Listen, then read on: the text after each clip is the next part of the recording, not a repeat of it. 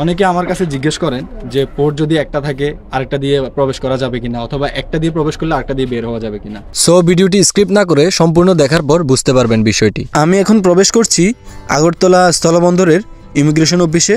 যদিও আমি ইন্ডিয়াতে প্রবেশ করেছিলাম বাংলাদেশের বুড়িমারি অর্থাৎ ইন্ডিয়ার চ্যাংরাবান্ধা হয়ে, এখন আমি বাংলাদেশে প্রবেশ করছি ইন্ডিয়ার আগরতলা অর্থাৎ বাংলাদেশের আখাউড়া স্থলবন্দর দিয়ে। আমাকে আগরতলার ইমিগ্রেশন পুলিশ ভালোভাবে চেক করে ছেড়ে দিল। এখন এখানে বাইর হওয়ার একটা সিল দিবে ইন্ডিয়ান ইমিগ্রেশন অফিসার। সো পাসপোর্টে এটা দেখে নেবেন সিলটা পড়েছে কিনা। দেখতে পাচ্ছেন ইন্ডিয়ান পাসপোর্টধারী হিজড়ারা বাংলাদেশে প্রবেশ করছে। পাসপোর্টে সিল নিয়ে বের হয়েছি ইন্ডিয়া থেকে, এখন প্রবেশ করছি বাংলাদেশে। দেখি বাংলাদেশের ইমিগ্রেশন অফিস আমাকে আটকায় কিনা। বিজিবি বর্ডার গার্ড বাংলাদেশ আমাকে ভালোভাবে চেক করেছে অবৈধ কিছু আমার কাছে আছে কিনা ব্যাগে আমাকে। এরপর পাসপোর্ট ভিসা ঠিকঠাক আছে কিনা চেক করার পর আমাকে ছেড়ে দিল। সো এখন আমি যাচ্ছি বাংলাদেশ পুলিশের এখানে আসার পর আপনাকে একটা সিল নিতে হবে।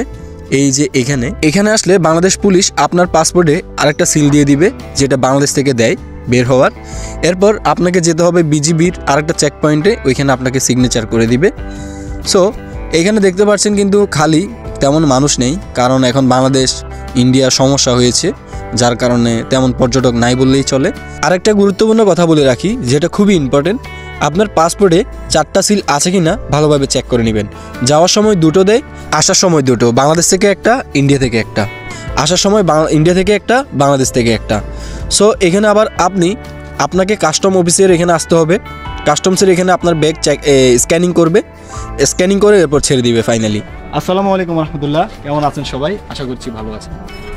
অনেকে আমার কাছে জিজ্ঞেস করেন যে পোর্ট যদি একটা থাকে আরেকটা দিয়ে প্রবেশ করা যাবে কিনা, অথবা একটা দিয়ে প্রবেশ করলে আরেকটা দিয়ে বের হওয়া যাবে কিনা। মানে হচ্ছে আমি যদি বেনাপোল দিয়ে ঢুকি তাহলে আখাউড়া দিয়ে বের হতে পারবো কিনা। আসলে বেনাপোল, আখাউড়া, গেদে এগুলো আপনার অটো থাকবে ভিসাতে লাগানো, মানে আপনার অটো পোর্ট দেওয়া থাকবে এগুলো অটোমেটিকলি। সো আমি যেহেতু সিকিম যাব, এই জন্য আমি এক্সট্রাভাবে আপনার বুড়িমারি মানে হচ্ছে চ্যাংরাবান্ধা, এক্সট্রাভাবে চ্যাংরাবান্ধা পোর্টটা অ্যাড করলাম। সো চ্যাংরাবান্ধা পোর্টটাতে আমি 13 তারিখে প্রবেশ করি, আজকে হচ্ছে 24 তারিখ। প্রায় 11 দিন ট্যুর শেষে আমি বের হচ্ছে আখাউড়া বর্ডার দিয়ে। মানে ওই এদিকের যেই বর্ডারটা আছে আখাউড়া ইন্ডিয়ার বলে Agartala border. So Agartala border দিয়ে কিন্তু আমি প্রবেশ করলাম বাংলাদেশে। কীভাবে সম্ভব? আসলে সম্ভব, যদি আপনার ভিসাতে যদি আপনার পোর্ট দেওয়া থাকে তাহলে আপনি একদিক দিয়ে ঢুকে আরেক দিক দিয়ে বের হতে পারবেন। আর ইমিগ্রেশন কীভাবে শেষ করবেন এ নিয়ে আমার অন্য একটা ভিডিও দেওয়া আছে, আপনারা চাইলে দেখতে পারেন। আমি কমেন্ট বক্সে অথবা ডেসক্রিপশন বক্সে দিয়ে দিব, আপনারা চাইলে দেখে নিতে পারেন। সবাইকে অসংখ্য ধন্যবাদ। আর যদি কেউ না বুঝেন তাহলে আমাকে প্রশ্ন করবেন, আমি আপনাদের বুঝিয়ে বলবো।